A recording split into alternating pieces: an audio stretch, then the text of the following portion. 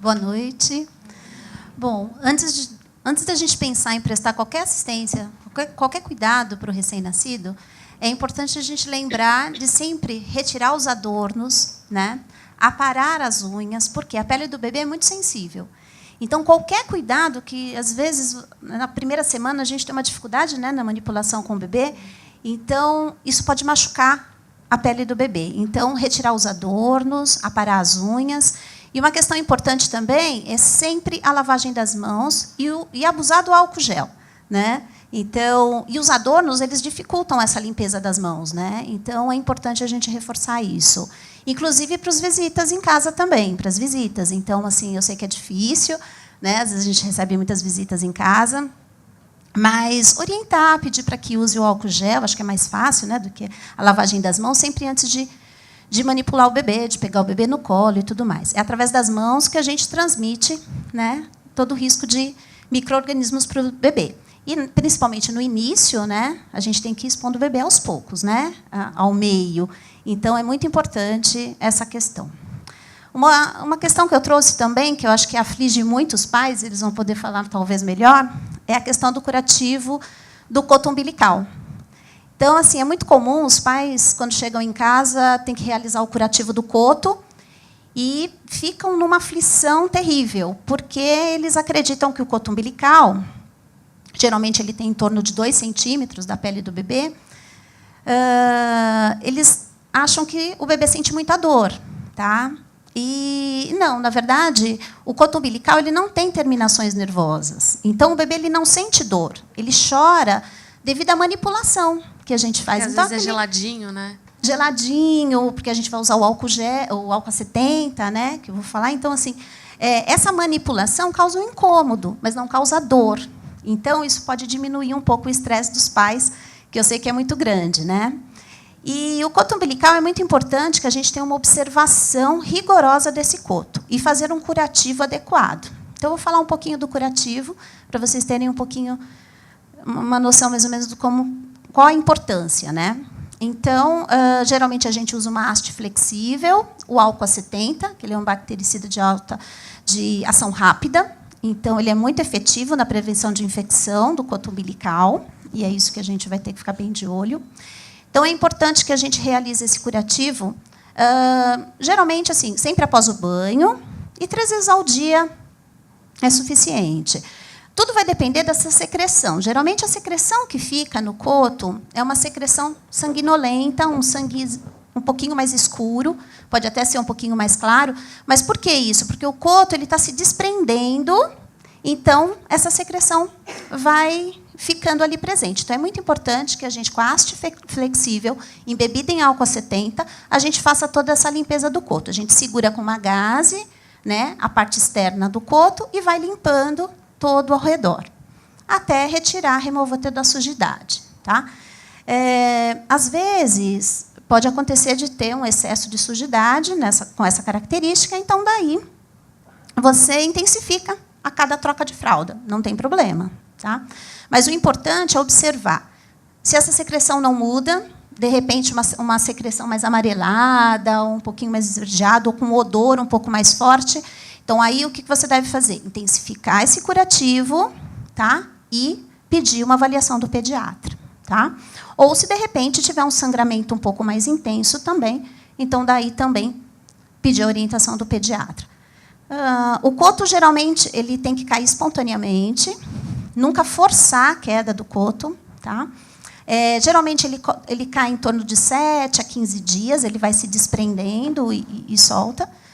Alguns casos, a gente vê um pouco mais tarde, em torno de 20, 25 dias. Não precisem ficar preocupados. Desde que esteja nessas condições adequadas, não tem problema. Ele se desprende sozinho e cai. Depois, alguns dias, ainda, a limpeza para retirar essa sujidade. Outra coisa importante, deixar sempre fora da fralda, deixar ele exposto, não deixar ele em um local abafado ou, de repente, dentro da fralda, porque ele pode entrar em contato com a urina, com as fezes do bebê. Tá bom? Depois, se vocês quiserem algumas perguntas, a gente explora mais. Eu vou aproveitar que você falou e vou dar uma dica aí para quem está grávida, que é ver isso na prática. Então, assim, quando você está lá, o bebê nasceu, já pede ajuda da enfermeira da maternidade. Tipo, fica de olho, assim, vê. Exatamente. Porque isso foi uma coisa que me ajudou muito, assim. Eu ligava cada vez, sei lá, que a Helena... E eu reclamava, né? Toda vez que a Helena, sei lá, ia mamar, por exemplo, eu ligava para a enfermeira e falava, meu, que dica você tem para me dar, sabe? Então, toda vez eu falava. Então, cada hora era uma dica e foi se adaptando. Acho que isso também é muito importante, assim. Então, na prática, a hora que nasce, porque a gente fica escutando na teoria. É verdade. Aí, na hora que nasce, você fala, nossa, eu não lembro mais de nada daquilo, meu Deus. Então, assim, vê na hora lá que tá, aproveita que tem a enfermeira lá no hospital, usufrui de toda a estrutura que ele dá, assim, porque para mim foi importante. Eu acho que o legal é que nós fomos pais de primeira viagem e a gente não sabia absolutamente nada, né? Então a gente só copiava o que era passado. E isso foi extremamente importante, principalmente com o umbigo, que foi um negócio que a gente ficou meio, caramba, vai cair, como é que é, sai sangue. Mas é super normal, ela não reclamava de nada e depois a gente vai entendendo, mas o primeiro contato é meio... Então acho que o legal é seguir o que eles falam e vai dar tudo certo. E indo com essa informação, né, depois lá na prática, você fica atenta para vários detalhes, né? Então ajuda bastante. Uma outra questão é a troca de fraldas, né? Então a gente observa assim, o ideal é a troca de fralda, a gente fala a cada 3 horas, mas sempre que necessário, né? Sempre que tiver sujidade, realmente não deixar passar muito, porque senão essas fezes podem ressecar. E é importante, quando você for fazer a limpeza, usar um algodão embebido em água morna, né, realmente para só retirar o excesso. O uso de lenços umedecidos, eu geralmente só indico quando, na verdade, a mãe vai sair, né, então usar fora de casa, mas em pouquíssima quantidade, poucas vezes, porque, na verdade, ele elimina a oleosidade natural da pele e isso pode levar a mais risco de fissura na pele, né? Então, assim, só o algodão embebido em água morna é muito já satisfatório, né? Tem algumas pessoas que optam pelo protetor, né? Então, algum creme à base de calêndula ou vitamina A, D. A única coisa que eu recomendo é assim, passar uma camada bem fina, porque às vezes a gente passa uma camada muito espessa. Então, o que acontece? Você praticamente bloqueia a pele, então a pele não respira. E com a fralda, o que acaba acontecendo? Acaba ficando muito o calor ali dentro. Então, ao invés de melhorar, pelo contrário, piora. E aí aquela vermelhidão pode piorar, ou uma assadura um pouquinho mais, um quadro mais agravado, né? Então, passar uma camada bem fina. E, na hora de remover, também muito cuidado na hora da remoção, porque a fricção na pele do bebê, como eu falei, a pele é muito sensível, ao invés de você ajudar, você está, às vezes, agredindo muito mais essa pele. Então, muita atenção... Desculpa. Não, e o óleo Johnson's, dá para... Óleo Johnson's não, óleo de amêndoas, para... limpar, assim, usa? Eu recomendo mais, no caso de umas fezes mais, né, endurecidas e tal, um banho. Aí, no caso, lavar com água, não precisa até nem usar o shampoo neutro, tá? Mas uma água morna é melhor para a pele do bebê. Tá? Dá para a gente falar sobre mais um tema, sobre a apojadura? A pojadura, então, em casa, o que acontece? O que é essa apojadura, né? Todo mundo olhando. Bom, quando, na verdade, nos primeiros dias, até o 5º, o 7º dia, o que a mãe apresenta na mama é o colostro, né? Depois, entre o 7º dia até o 15º dia, é o leite de transição que a gente fala. Depois do 15º, que é o leite maduro, que eu vou falar um pouquinho. Mas o que acontece? Quando ela chega em casa, se vocês tiverem essa experiência, a mama ela dobra de volume do que quando você estava na maternidade. E aí, na maternidade, estava tudo bem, estava amamentando, chega em casa, a mama, um volume triplicado, né? Então, assim, é porque a descida do leite ela acontece de uma forma mais abrupta. Então, tem alguns cuidados que é importante a gente ter. Então, sempre antes de colocar o bebê para mamar, qual o cuidado que a gente deve ter com essa mama? Fazer uma massagem na areola, de uma forma bem né, bem delicada. Então, na verdade, massagear bem a areola e depois massagear o restante da mama. Sempre antes de colocar o bebê para mamar. Porque imaginem vocês uma bexiga, o bebê tentando fazer a pega, o que vai acontecer? Ele vai tentar fazer a pega, vai escorregar, porque ele não consegue fixar. A mesma coisa acontece com a mama. Então, o que a gente faz? Fazendo uma massagenzinha na auréola e fazendo uma expressão e tirando algumas gotinhas de leite, o que vai acontecer? Vai ficar macia essa areola e o bebê vai conseguir fazer a pega adequada. Então, é importante que tire um pouquinho, mas, assim, pouca quantidade, tá? Só para realmente massagear a areola e para que facilite para o bebê fazer essa pega, tá? Deixa ele mamar. O que a gente fala? Deixa o bebê realmente esvaziar essa mama. No começo, nas primeiras semanas, ele não consegue esvaziar as duas mamas, né? Então, o que a gente faz? Deixa ele mamar uma mama até onde ele soltar sozinho. E você pode até oferecer a outra. Mas o que vai acontecer? No começo, ele não vai conseguir esvaziar as duas. Então, o ideal é, ele não esvaziou a outra, não tem problema. Você faz uma massagenzinha na areola e no restante da mama e tira um pouquinho com a ordenha manual, tá? Que a gente explica na maternidade também, que depois a gente pode até fazer, demonstrar com mais clareza, né? E então, daí o que acontece? A gente ordenha um pouquinho essa mama só para dar um alívio, né? Para a mãe não ficar com essa mama dolorida até a próxima mamada. Então, ela tira um pouco. Na próxima mamada, ela começa por essa mama que ele mamou menos, que ele mamou um pouquinho menos, tá? E assim a gente vai fazendo. Por que nesse momento eu não indico a bomba de ordenha? Por quê? Você vai usar a bomba de ordenha, você vai tirar uma quantidade absurda de leite. Você vai fazer o quê? Você vai fazer uma hiperestimulação dessa mama. Então, além do que o bebê precisa. Então, a sua mama vai ficando cada vez mais engurgitada. Então, o ideal é tirar com a ordenha manual, justamente para que a mama ela seja estimulada de acordo com a necessidade do bebê. Tá? Então, é uma questão a estar muito atenta. Quando a gente fala de deixar o bebê esvaziar uma mama, é por quê? Quando já está no leite de transição, indo para o leite maduro, que a gente chama, a gente divide as etapas da mamada em duas. Tá? Quando o bebê começa a mamar, as primeiras mamadas, o leite ele é mais rico em água e minerais, e sais minerais. E a segunda fase, que a gente fala que já é mais no final da mamada, né, depois de um tempinho que ele já está mamando, esse leite é mais rico em gordura. Né? E é o que o bebê, que vai fazer com que o bebê ganhe peso. Então, é muito comum, não sei se vocês já perceberam, às vezes as mães falam, meu bebê não está ganhando peso.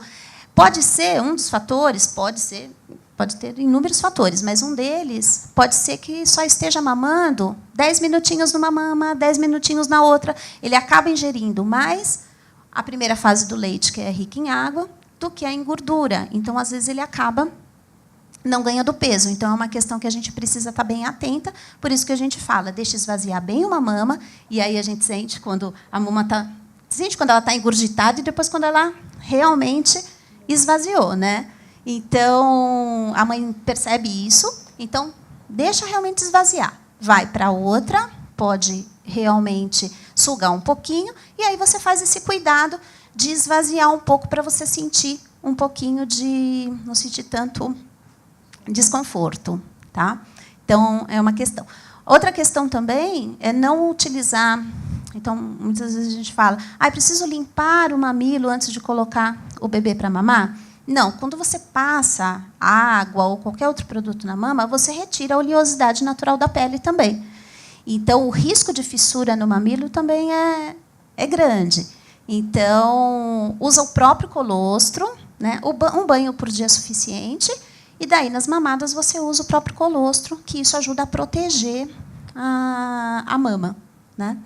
E aí, lógico, como a gente comentou já na outra reunião, a pega correta, então observar muito bem a pega do bebê para justamente evitar ali fissura. Dá tempo da gente falar do armazenamento do leite? Dá tempo? Não sei se é o caso de vocês, né? Geralmente voltando ao trabalho. Então, daí é uma outra fase. Então, depois é um pouquinho mais, né? Lá em torno dos 4, 5 meses, né? Então, a mãe quer retirar o leite e quer guardar esse leite. Então, assim, aí sim é mais aí sim o uso da bomba é adequado, né? Porque daí você retira uma quantidade de leite.